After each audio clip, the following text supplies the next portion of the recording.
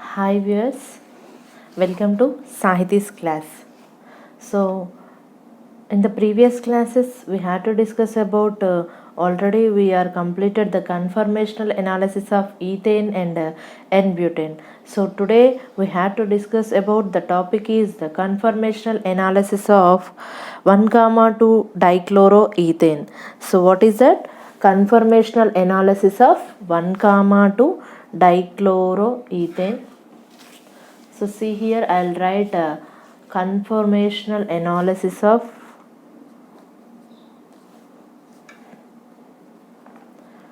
1,2 dichloroethane. Okay, 1,2 dichloroethane.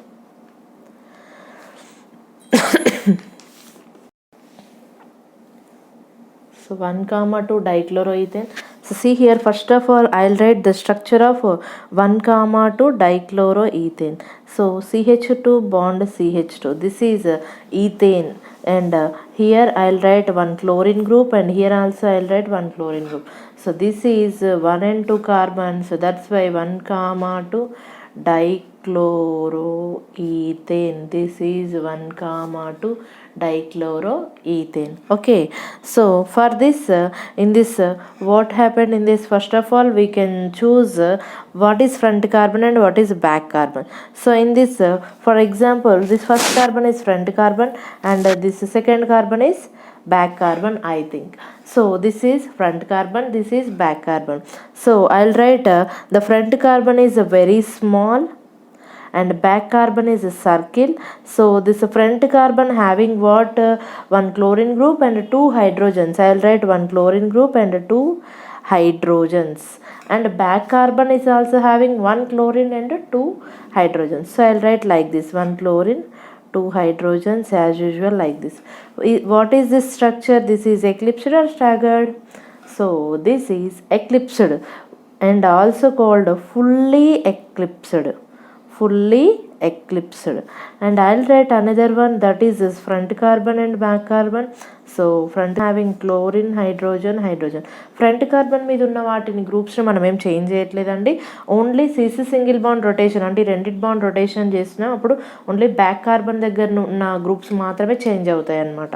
So అలా మనం see here for example chlorine ఇక్కడ ఉండొచ్చు, ఇక్కడ హైడ్రోజన్, ఇక్కడ హైడ్రోజన్ ఉండొచ్చు, లేదా దీనికే అనదర్ స్ట్రక్చర్ క్లోరిన్ ఇటు సైడ్ కూడా ఉండొచ్చు, ఇక్కడ హైడ్రోజన్, ఇక్కడ హైడ్రోజన్ కూడా ఉండొచ్చు. ఈ రెండింటిని ఏమంటారంటే partial eclipsed or partially eclipsed. Okay, partially eclipsed. This is structure 1 అనుకుంటే ఇవి స్ట్రక్చర్ 2 అనమాట. Okay, and next I will write front carbon ఆపోజిట్లో రాస్తున్నానండి ఇప్పుడు పూర్తిగా, అంటే బ్యాక్ కార్బన్ దగ్గర ఉన్న గ్రూప్స్ అపోజిట్గా, ఫ్రంట్ కార్బన్ దగ్గర ఉన్న గ్రూప్స్కి అపోజిట్గా chlorine, chlorine opposite, hydrogen, hydrogen opposite, hydrogen, like this. So this is what staggered form. What? Staggered form. Okay, so I will write another forms, those are like this. For example chlorine ఆపోజిట్లోనే కాదు, ఇక్కడ ఇక్కడ కూడా ఉండొచ్చు. For example chlorine ఇక్కడ ఉందనుకుందాం. Okay, లేదా chlorine నేను ఇక్కడ ఉందనుకుంటున్నానండి, సారీ ఇక్కడ క్లోరిన్ రాసినట్లయితే. So these are what? Gauche forms. Gauche forms. So this is third one and this is fourth structure అనుకున్నట్లయితే. సో దీనికి మనం స్టెబిలిటీ ఆర్డర్ రాద్దాం అనుకుందాం. So stability order I will write here, stability order. So దీనికి మనం stability order రాద్దామండి. So first structures eclipsed and second one partial eclipsed, third one staggered and fourth one gauche. So ఇందులో మనకి కామన్గా తెలుసు which one is more stable. Staggered is more stable. స్టాగర్డ్లో repulsions అనేవి చాలా తక్కువగా ఉంటాయి, ఎక్లిప్స్డ్లో రిపల్షన్స్ చాలా ఎక్కువగా ఉంటాయి. So that's why staggered is more stable than eclipsed and gauche and others. So that's why third is more stable than fourth one. Okay, then fourth one, and fourth is more stable than second one, And last but not least, fully eclipsed is less stable because it has a very repulsions in that eclipsed structure. So that's why, so staggered is more stable than Gaussian. Gaussian is more stable than partial eclipsed.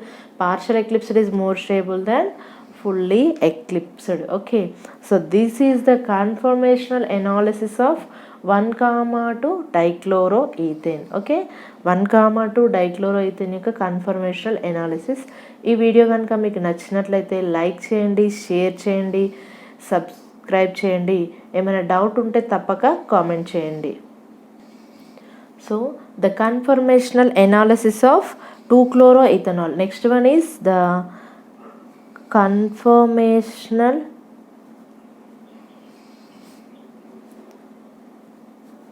analysis of 2-chloroethanol. Ethanol means ethyl alcohol అండి.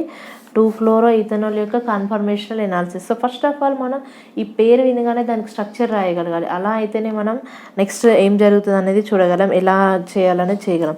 So that's why, so ethanol అన్నాడండి. So అందుకని నేను ఒక ethyl alcohol group రాస్తున్నాను.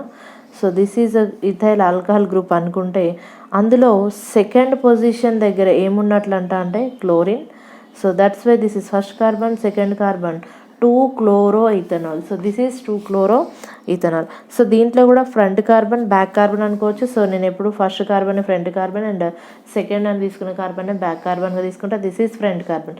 Front carbon దగ్గర ఏమేమి groups ఉన్నాయండి? ఒక OH, 2 హైడ్రోజన్స్.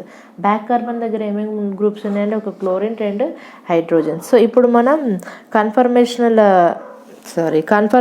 డ్రా చేద్దాం. So 2-chloroethanol mainly exist in the 2 forms, that is staggered and gauche. Eclipsed ఫామ్లో 2-chloroethanol అనేది ఎగ్జిస్ట్ అవ్వట్లేదు. వై? బికాజ్ క్లోరిన్ అనేది మోర్ ఎలక్ట్రోనెగటివ్ అండ్ ఇక్కడ ఆక్సిజన్ అనేది మోర్ ఎలక్ట్రోనెగటివ్. ఆక్సిజన్ చుట్టూ 2 పేర్ ఆఫ్ ఎలక్ట్రాన్స్ కూడా ఉంటాయండి. సో అక్కడ అసలు ఫుల్ రిపల్షన్స్ తోటి అసలు ఎక్లిప్స్డ్ ఫామ్ అనేది ఫామ్ అవ్వదు. So that's why only staggered గౌషియా ఫామ్స్ని మాత్రమే ఇవ్వగలదు. సో ఇప్పుడు నేను స్టాగర్డ్ ఫామ్ని రాస్తున్నా. ఫ్రంట్ కార్బన్ అంటే ఫస్ట్ కార్బన్ అన్నా కదా, back carbon. So front carbon దగ్గర ఏమేమి గ్రూప్స్ ఉన్నాయండి? OH గ్రూప్ అండ్ 2 హైడ్రోజన్స్ ఉన్నాయి. బ్యాక్ కార్బన్ దగ్గర ఏమేమి గ్రూప్స్ ఉన్నాయండి? 2 hydrogens and chlorine. So staggered form అంటున్నాను కాబట్టి అపోజిట్లో HH opposite, bulky groups opposite. So this is what staggered conformation. Okay, and next gauche form కూడా ఫామ్ చేయగలదండి. So front carbon, back carbon. Front carbon దగ్గర ఉన్న గ్రూప్స్ని as it is రాస్తున్నా. గౌషి అంటే back carbon దగ్గర ఉన్న గ్రూప్ మేబీ ఇటైనా రాయొచ్చండి, ఇటు side అయినా రాయొచ్చు, క్లోరిన్ ఇటైనా రాయొచ్చు. ఇటు రాసిన ఒకటే కాబట్టి ఇటు రాసేస్తున్నా.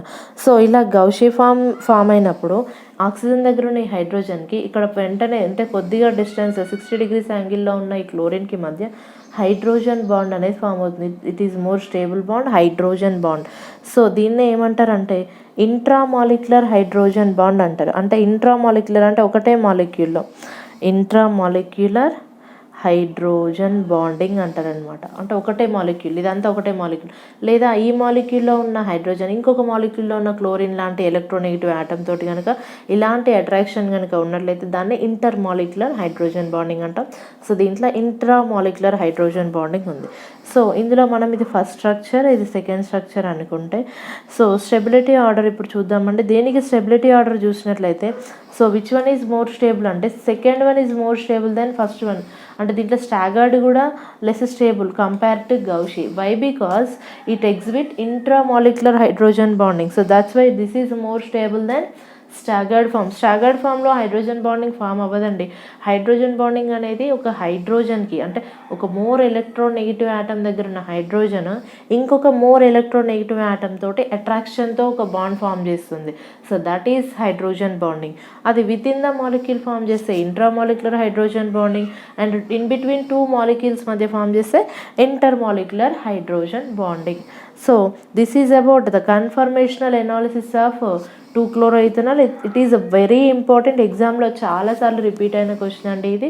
చాలా కాంపిటేటివ్ ఎగ్జామ్స్లో కూడా ఇది కొంచెం డిఫరెంట్ కాబట్టి మనం ఆబ్వియస్గా మనకి గుర్తు ఏంటి? స్టాగర్డ్ మోర్ స్టేబుల్ అని. సో మనం స్టాగర్డ్ మోర్ స్టేబుల్ అనే ఆప్షన్ చూస్ చేస్తామని చాలా కాంపిటేటివ్ ఎగ్జామ్స్లో కూడా ఈ క్వశ్చన్ రైజ్ అవుతుంది. సో కాబట్టి చాలా గుర్తుపెట్టుకోండి, ఇందులో ఇంట్రామాలిక్యులర్ హైడ్రోజన్ బాండింగ్ ఉండడం వల్ల so gauche form is more stable than staggered. Okay, so this is the conformational analysis of 2-chloroethanol.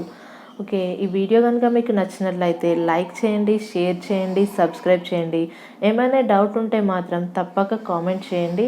Comment చేస్తే మీకు ఏమైనా డౌట్స్ ఉంటే తప్పకుండా క్లారిఫై చేస్తాను. Thank you very much.